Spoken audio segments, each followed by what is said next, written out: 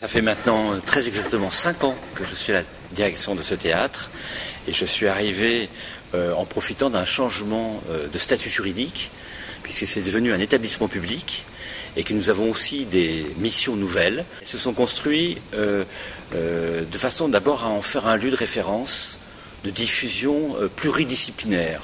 Alors le pluridisciplinaire, ça veut tout simplement dire que nous faisons du théâtre, de la musique, de la danse, de la marionnette, du cirque, de la chanson française. C'est un lieu qui a des missions d'aménagement du territoire.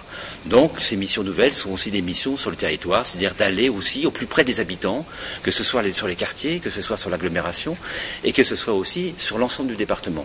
Donc on a ces missions que nous avons essayé d'inventer depuis 5 ans. En 5 ans, on a doublé le nombre de publics et on a doublé aussi le nombre de représentations puisque chaque année, nous présentons plus de 50 spectacles différents. Et puis, ensuite, depuis 3 ans, nous avons effectivement mené toute une réflexion et un projet autour de cet art qui est totalement, pas totalement, mais presque totalement ignoré du grand public français, qui est l'art de la marionnette. Il faut savoir que c'est un art comme le théâtre de masque, le plus ancien dans l'histoire du théâtre occidental, qui a des millénaires d'existence, et qui est un art qui est souvent consacré aux enfants.